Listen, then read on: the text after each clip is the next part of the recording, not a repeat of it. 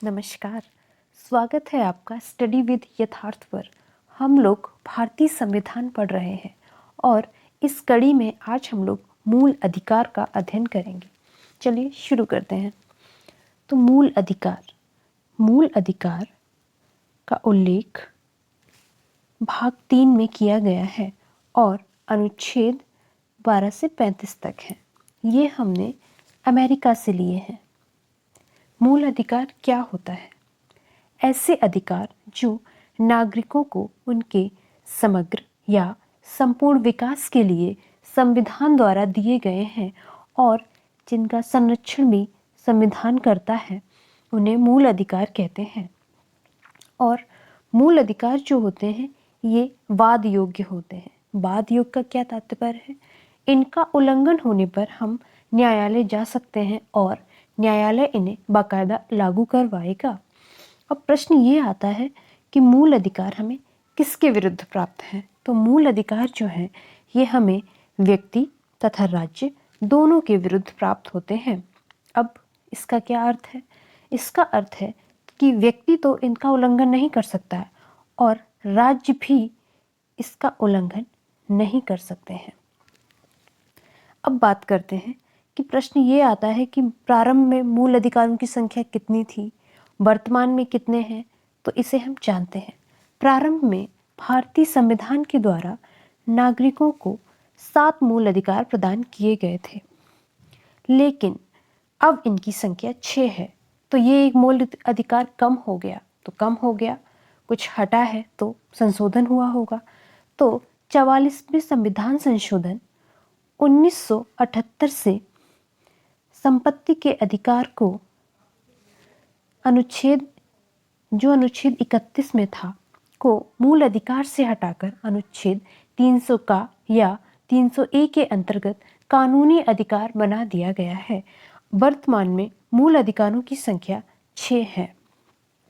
अब हम लोग मूल अधिकार पढ़ेंगे, लेकिन ट्रिक से। इसकी एक ट्रिक है, समता का स्वतंत्र शोध संस्कृति तथा उपचार पर है। ये एक ट्रिक है समझने के लिए। तो अब मैंने जिस शब्द से जिसे रिलेट किया है उसके आगे लिख दिया है। जैसे समता का, तो समता का इसका क्या अर्थ है? समता का अधिकार, और ये 14 से 18 तक है। उसके बाद स्वतंत्र से स्वतंत्रता का अधिकार अनुच्छेद 19 से 22 तक। शोध सो से शोषण के विरुद्ध अधिकार, और यह अनुच्छेद 23 और 24 में है। शोध अब धा से क्या है? धार्मिक स्वतंत्रता का अधिकार, जो अनुच्छेद 25 से 28 तक है। उसके बाद है संस्कृति तथा उपचार। तो संस्कृति तथा शिक्षा का अधिकार, और ये अनुच्छेद 29 से 30 में है। उसके बाद उपचार, ये संवैधानिक उपचारों का अधिकार, और ये जो संवैधानिक उपचारों का अधिकार अनुच्छेद 32 में है, ये सबसे इम्पॉर्टेंट अधिकार है और इससे डॉक्टर भीमराव अंबेडकर ने संविधान की आत्मा की संज्ञा दी है। तो इसे हम अच्छे से पढ़ेंगे। आइए इनके विषय में पढ़ते हैं। अब अनुच्छेद 12, इसमें क्या है?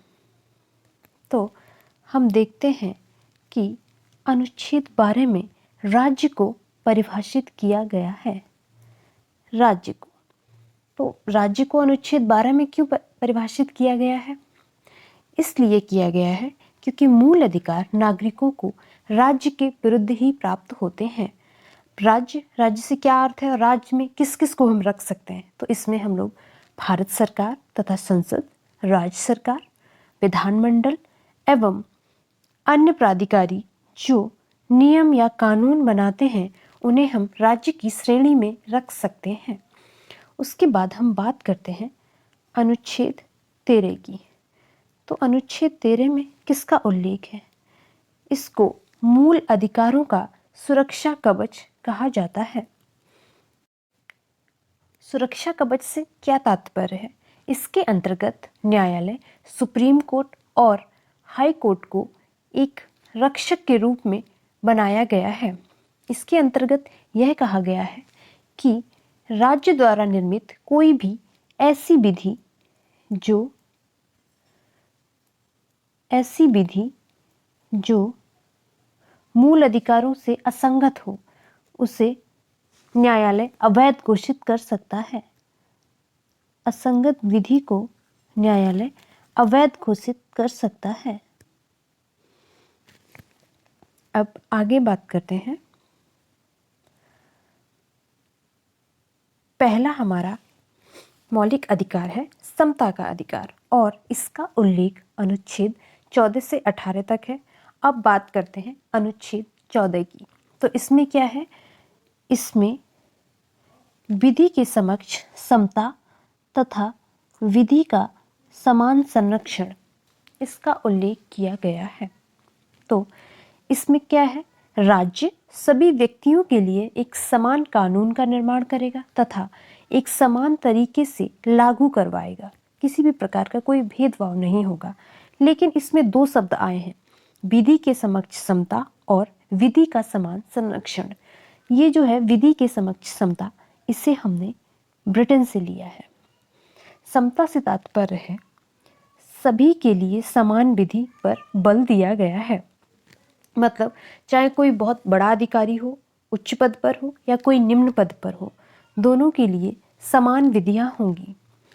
और ये विधि का जो समान संरक्षण है इसे हमने अमेरिका से लिया है और इसके अंतर्गत विभिन्न व्यक्ति समूहों राज्य के लिए अलग अलग विधि का निर्माण किया जाएगा। तो इसमें जो अलग अलग विधि का निर्माण है ये परिस्थितियों के आधार पर है। जैसे महिलाओं, बालकों, दिव्यांगों, वंचित वर्ग के लिए अलग अलग विधियों का निर्माण किया जाता है। तो ये उनकी परिस्थिति के आधार पर किया जाता है। तो ये जो है विधियों का समान संरक्षण ये हमने अमेरिका से लिया है और विधि के समक्ष जो समता है इसे हमने ब्रिटेन से लिया गया है। आगे देखते हैं अगला अनुच्छेद। अगला है अनुच्छेद 15, धर्म, मूल, वंश, जाति, लिंग तथा जन्म स्थान के आधार पर भेदभाव का प्रतिषेध। राज्य नागरिकों के मध्य केवल धर्म, मूल, वंश, जाति, लिंग तथा जन्म स्थान के आधार पर भेदभाव नहीं करेगा। इसमें सार्वजनिक भोजनालय, होटल, सार्वजनिक मनोरंजन के स्थलों जैसे पार्क, जैसे इसमें आते हैं पार्क, और राज्य द्वारा जो संपोषित हैं जैसे कुओं, तालाबों, स्नानाघाट,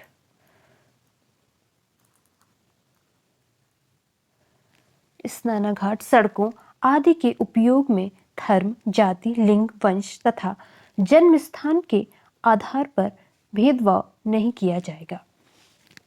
अगला अनुच्छेद देखते हैं, अनुच्छेद 16, लोक नियोजन में अवसर की समानता। तो लोक नियोजन में अवसर की समानता से क्या अर्थ है?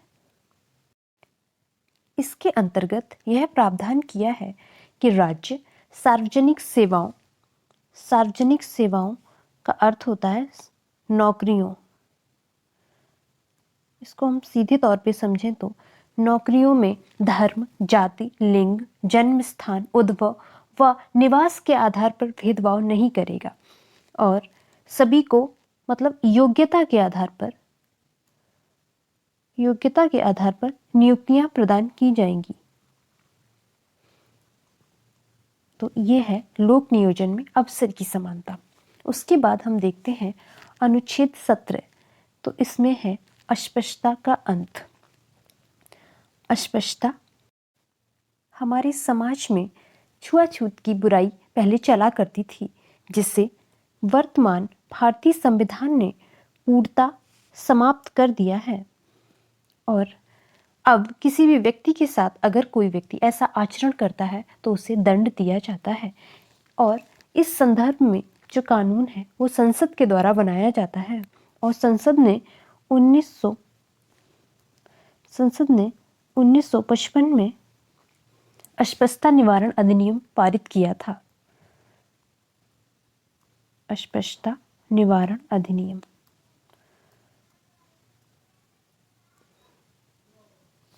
जिसे अब 1976 में नागरिक अधिकार संरक्षण अधिनियम कर दिया गया है। नागरिक अधिकार संरक्षण अधिनियम अब इसे कर दिया गया है। तो अब छुआछूत जैसा कोई व्यवहार नहीं करेगा। उसके बाद देखते हैं अनुच्छेद 18। तो इसमें उपाधियों का अंत है। उपाधियों का अंत, इसका क्या अर्थ है? तो प्राथमिक समय में पहले लोगों को संपत्ति या इस आधार पर राय साहब, नवाब साहब, केसर हिंद, इस प्रकार की उपाधियां दी जाती थीं। लेकिन अब इस प्रकार की उपाधियां प्रदान नहीं की जाती हैं, लेकिन 2 क्षेत्रों सेना तथा शिक्षा में उपाधियां प्रदान की जाती हैं। और अगर हमें विदेशों से किसी प्रकार का कोई सम्मान या पुरस्कार प्राप्त करना है तो हमें इससे पूर्व राष्ट्रपति की स्वीकृति लेनी होगी। ये तो था हमारा पहला मूल अधिकार। अब हम दूसरे अधिकार के विषय में पढ़ेंगे, जो है स्वतंत्रता का अधिकार, और इसका उल्लेख अनुच्छेद 19 से 22 तक है। अब हम देखते हैं अनुच्छेद 19। इसमें किसका उल्लेख है? अनुच्छेद 19 में वाक स्वतंत्रता के संरक्षण से है, और इसमें 6 प्रकार की स्वतंत्रताएं हैं वर्तमान में, लेकिन प्रारंभ में हमें 7 प्रकार की स्वतंत्रताएं थीं। आइए हम इसको पढ़ते हैं। तो अनुच्छेद 19 वन ए में विचार एवं अभिव्यक्ति की स्वतंत्रता है, और वन वी में शांतिपूर्ण बिना हथियारों के सम्मेलन करने की स्वतंत्रता है। 19 वन सी में समूह, संघ तथा समिति बनाने की स्वतंत्रता है, और 19 वन डी में भ्रमण की स्वतंत्रता है। 19 वन ई में निवास की स्वतंत्रता, और ये जो 19 वन एफ था संपत्ति की स्वतंत्रता, जिसे अब हटा दिया गया है 44वें संशोधन से, तो ये हट गया है। और 19 वन जी में कोई भी रोजगार व्यवसाय की स्वतंत्रता है।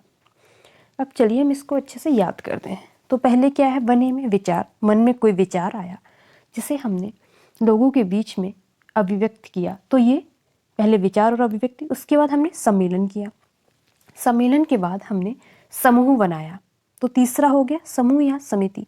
समूह में हम रहने लगे, भ्रमण करने लगे, लोगों से मिलने लगे अपना समूह बढ़ाने के लिए, तो ये भ्रमण की स्वतंत्रता हो गई। उसके बाद हमने सोचा कि अब हमें कुछ स्थायी निवास बनाना चाहिए अपना रहने के लिए, तो भ्रमण के बाद हमने निवास बनाया, और ये संपत्ति वाला तो हट गया। उसके बाद निवास के बाद हमें रोजगार की आवश्यकता हुई कि कुछ काम करना चाहिए। उसके बाद हमने कोई भी रोजगार या व्यवसाय की स्वतंत्रता। तो ये 6 प्रकार की वर्तमान स्वतंत्रताएं हैं हमारे पास। उसके बाद 19 वन ए जो है, इसमें कुछ और स्वतंत्रताएं भी हमने जोड़ी हुई हैं। 19 वन ए ये विचार और अभिव्यक्ति की स्वतंत्रता में ही आती है, ना कि 19 में। इसमें ही प्रेस की स्वतंत्रता है, और इंटरनेट का जो प्रयोग है वो, इंटरनेट का प्रयोग, इसकी स्वतंत्रता है, और झंडा फहराने की स्वतंत्रता भी हमें विचार और अभिव्यक्ति की जो 19 वन ए है उसमें ही ये स्वतंत्रताएं हमें और दी गई हैं। नेक्स्ट देखते हैं अपराधों की, अनुच्छेद 20 है अपराधों की दोष सिद्धि से संरक्षण। तो इसमें देखते हैं, इसमें 3 विधियों से संरक्षण होता है। पहला है भूतलक्षी विधियों से संरक्षण। इसका क्या अर्थ है?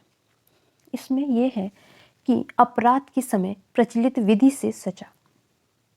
किसी भी व्यक्ति को तब तक अपराधी नहीं मान सकते जब तक कि उसने किसी भी विधि का उल्लंघन ना किया हो, और उसे अपराध भी जो विधि अपराध के समय प्रचलित विधि थी उसी के अंतर्गत दिया जाएगा। अगर किसी व्यक्ति ने चोरी की है और उस समय उसकी सज़ा 1 माह थी, और अगर उसके बाद वो सज़ा 1 साल हो गई, तो उसने जब चोरी की थी तो 1 माह थी, तो उससे सज़ा 1 माह ही मिलेगी। इसका ये तात्पर्य है। उसके बाद दोहरे दंड से संरक्षण। इसका अर्थ क्या है? इसका अर्थ है कि एक व्यक्ति को एक अपराध के लिए न्यायालय द्वारा 1 बार ही सज़ा मिलेगी, 1 से अधिक बार नहीं। ये है दोहरे दंड से संरक्षण। उसके बाद तीसरा है आत्म अभिशंसन से संरक्षण। इसका क्या अर्थ है? स्वयं के विरुद्ध गवाही देने को बाध्य नहीं किया जाएगा। किसी भी व्यक्ति को स्वयं के विरुद्ध गवाही देने अथवा किसी भी अपराध को स्वीकार करने के लिए बाध्य नहीं किया जाएगा। यह है आत्म अभिशंसन से संरक्षण। उसके बाद हम पढ़ते हैं अगला अनुच्छेद जो है प्राण एवं दैहिक स्वतंत्रता का संरक्षण। सभी व्यक्तियों के जीवन का संरक्षण इसमें दिया गया है। विधि द्वारा स्थापित प्रक्रिया के बिना किसी भी व्यक्ति को जीवन की स्वतंत्रता से वंचित नहीं किया जा सकेगा। इसमें हम देखते हैं और क्या क्या अधिकार हैं।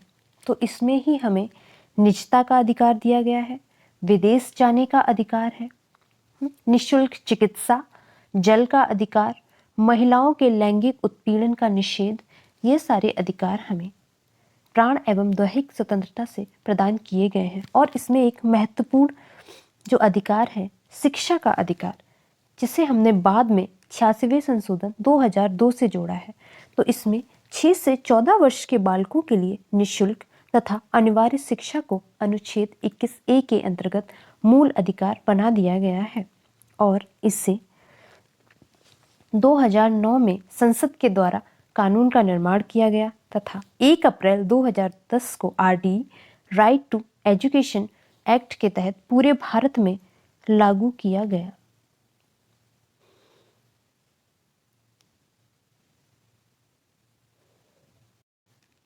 अब देखते हैं हम अगला अनुच्छेद। अब है अनुच्छेद 22। इसमें किसका उल्लेख है? गिरफ्तारी से संरक्षण।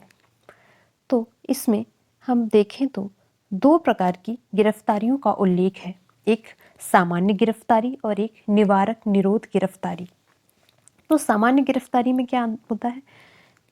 ये जो सामान्य गिरफ्तारी होती है इसके अंतर्गत व्यक्ति को अपराध के पश्चात गिरफ्तार किया जाता है और गिरफ्तार होने के बावजूद भी उसे कारण जानने का अधिकार है और 24 घंटे के अंदर मजिस्ट्रेट के समक्ष उपस्थित होने एवं अपने आत्म संरक्षण के लिए वकील के प्रयोग का भी अधिकार है। ये है सामान्य गिरफ्तारी। उसके बाद हम देखते हैं निवारक निरोध गिरफ्तारी। इसका क्या तात्पर्य है? तो इसमें व्यक्ति को अपराध के पूर्व ही गिरफ्तार कर लिया जाता है जिससे कि वह किसी भी अपराध को अंजाम ना दे। गिरफ्तार से पूर्व ही, अपराध से पूर्व ही गिरफ्तार। इसके बाद इसमें क्या होता है?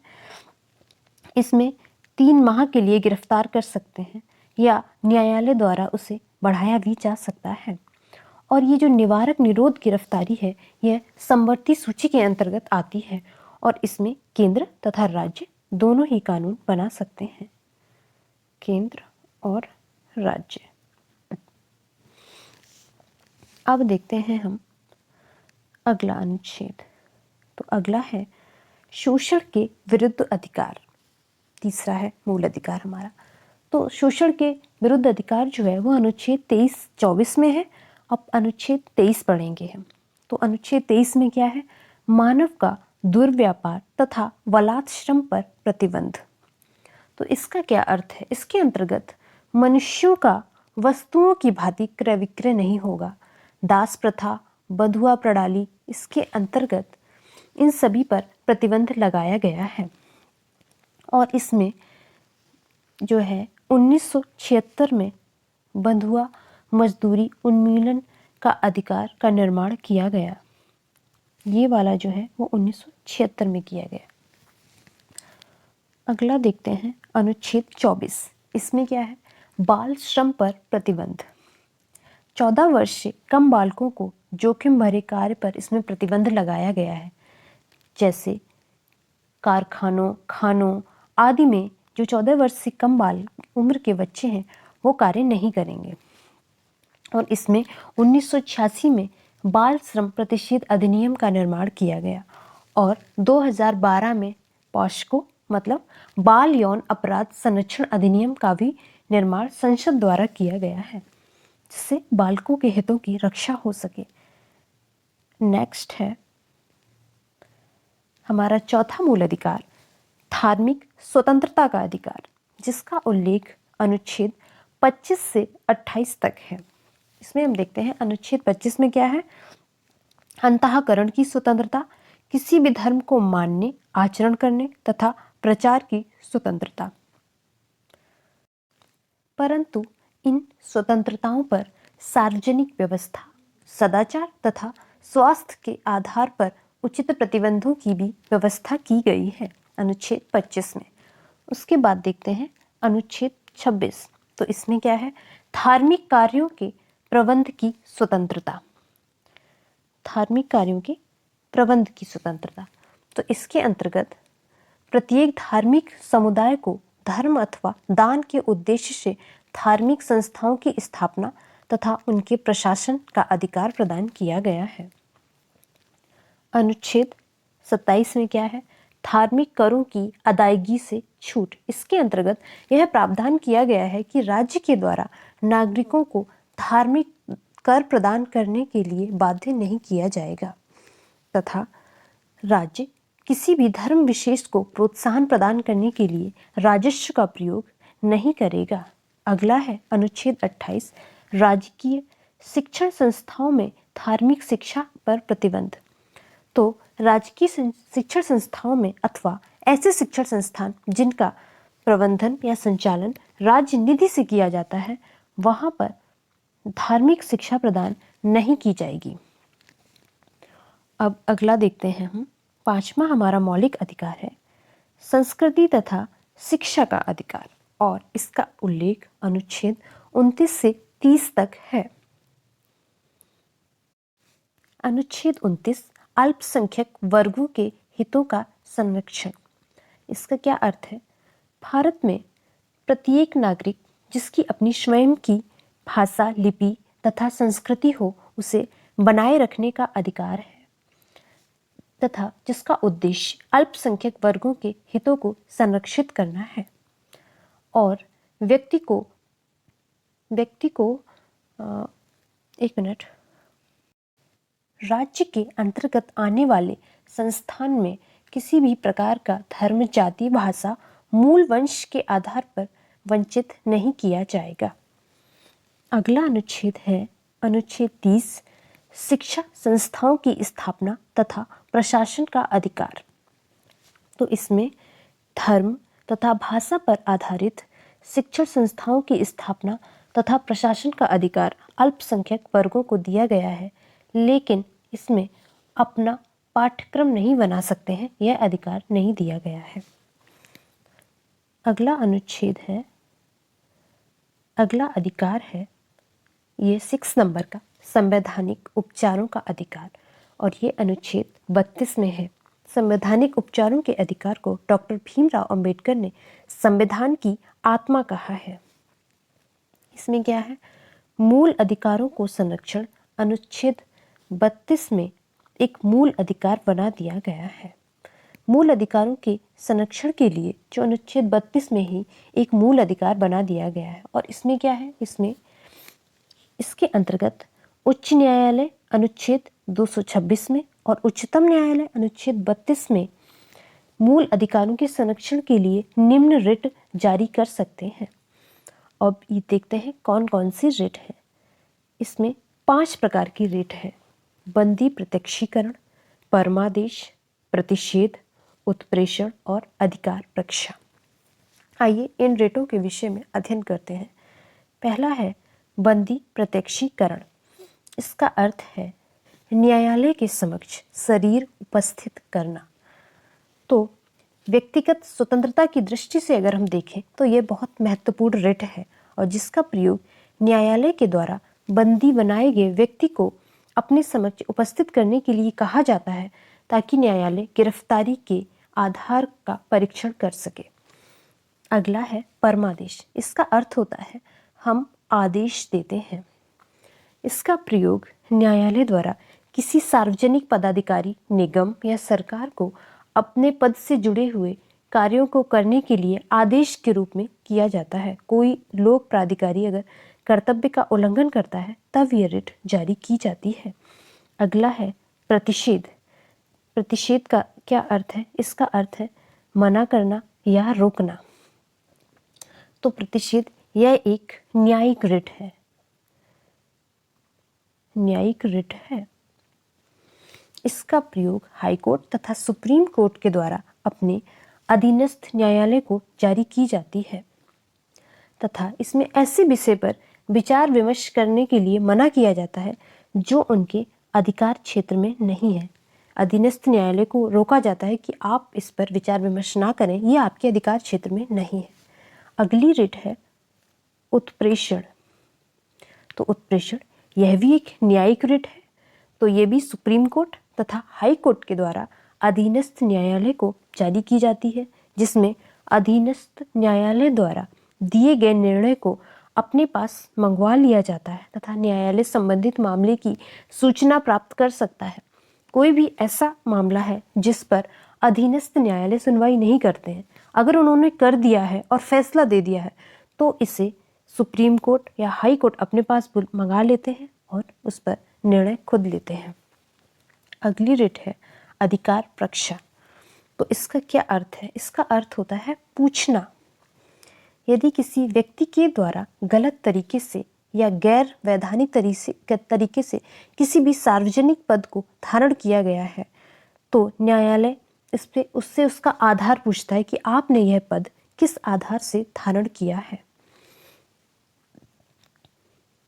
तो फ्रेंड्स, ये तो थे सारा हमारा टॉपिक। इसमें हम ये देखते हैं कि कुछ ऐसे हमारे मूल अधिकार हैं जो सिर्फ भारतीयों को प्राप्त हैं। इसमें 15, 16, 19, 29 और 30 ये जो है केवल भारतीयों को प्राप्त हैं।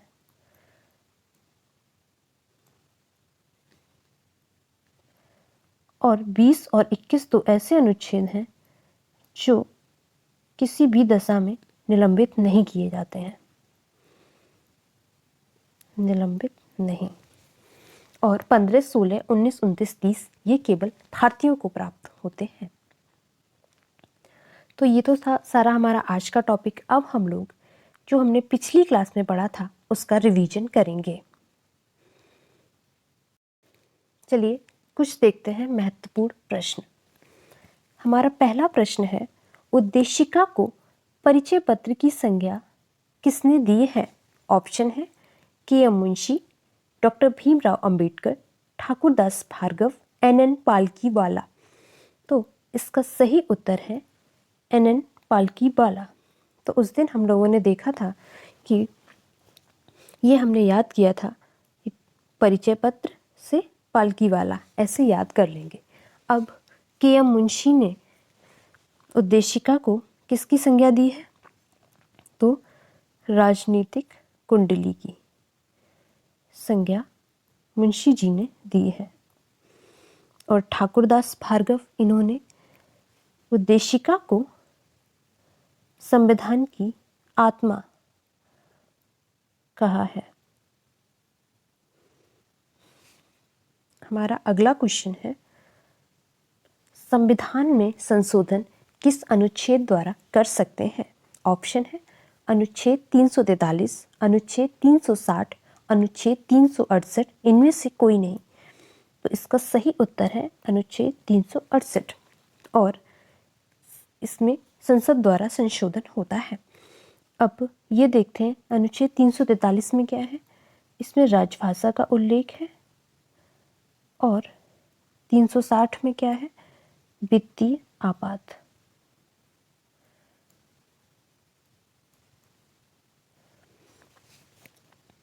अगला क्वेश्चन देखते हैं, किस संविधान संशोधन में प्रस्तावना को संविधान का भाग माना गया? इसमें हम तो किस बाद में कर लेते हैं, किस बाद में प्रस्तावना को संविधान का भाग माना गया? तो ये केशवानंद भारती बाद जो हम लोगों ने पढ़ा था 1973 का था, उसमें संविधान को प्रस्तावना को संविधान का भाग माना गया। और 42वें संविधान संशोधन 1976 से 3 शब्द जोड़े गए हैं जो समाजवादी,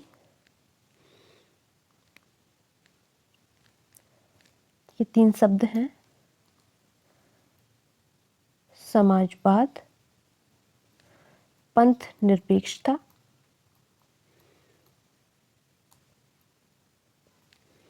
और अखंडता। इन 3 शब्दों को हमने 42वें संविधान संशोधन 1976 से जोड़ा है। और जो संपत्ति का अधिकार है उसे हमने 44वें संविधान संशोधन 1978 से 300 का में कर दिया है। अगला क्वेश्चन है, उद्देशिका में कितने प्रकार की स्वतंत्रता का वर्णन है? ऑप्शन है 2, 3, 4, 5। तो हमारा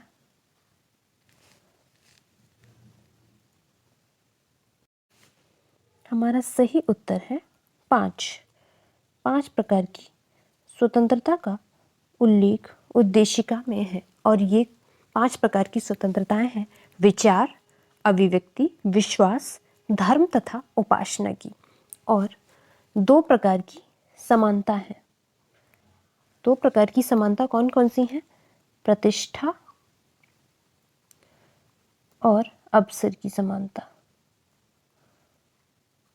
अवसर की समानता, प्रतिष्ठा तथा अवसर की समानता, ये 2 प्रकार की हैं। और न्याय कितने प्रकार के हैं? न्याय है 3 प्रकार के: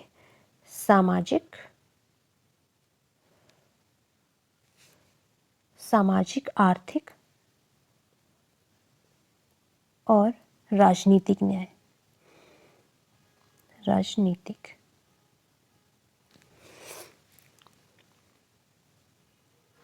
ओके फ्रेंड्स,